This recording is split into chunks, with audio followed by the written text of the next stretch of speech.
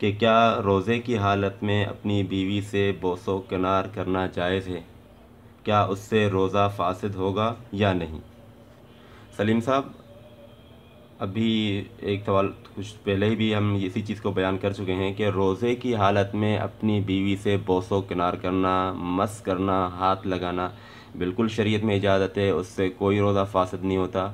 लेकिन अगर बॉस उसमें एहतिमाल रहता है कि बोसो किनार करने से आप किस कर रहे हैं या बीवी को छू रहे हैं शहवत के साथ, उस सूरत में एहतिमाल होता है कि आपको हम बिस्तरी की तरफ रग़बत ज़्यादा माइल होने लगे, आप हम बिस्तरी का गलबा तबीयत के ऊपर आ जाए, और उस सूरत में अगर आपने हम बिस्तरी कर दी तो रोज़ा भी फासद हो जाएगा, आपके ऊपर कज़ा भी लाज़िम आएगी और कफ़ारा भी लाज़िम आएगा।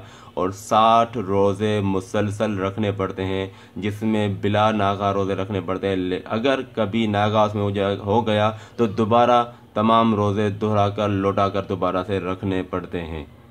तो इसलिए शरीयत में इजाज़त है, बिल्कुल इजाज़त है कि बोसो किनार अपनी बीवी से कर सकते हैं, उनको मस भी कर सकते हैं। लेकिन अगर बोसो किनार करने से आप हम बिस्तरी की तरफ माइल हो गए, जिमा की तरफ माइल हो गए और जिमा कर लिया, तो उस सूरत में तमाम सख्त उसका जो मुआख़ज़ा है उस पर आपका कफ़ारा भी लाज़िम आएगा, उस पर कज़ा भी लाज़िम आएगी। हाँ, अगर बोसो किनार करने से इस तरह आपकी तबीयत के ऊपर कंट्रोल है इतना कि मुझ में तबीयत पे अपने पर काबू कर लूँगा, तो उस सूरत में तो कोई मसला नहीं है। हाँ, अगर इस सूरत में भी बोसो किनार करने से भी अगर उसने बिस्तरी की तरफ तो नहीं हुए, लेकिन उसका मियाँ का या बीवी का इंज़ाल हो गया, तो इंज़ाल की सूरत में भी उनका रोज़ा टूट जाएगा, रोज़ा फासद हो जाएगा और उनके ऊपर कज़ा लाज़िम आएगी।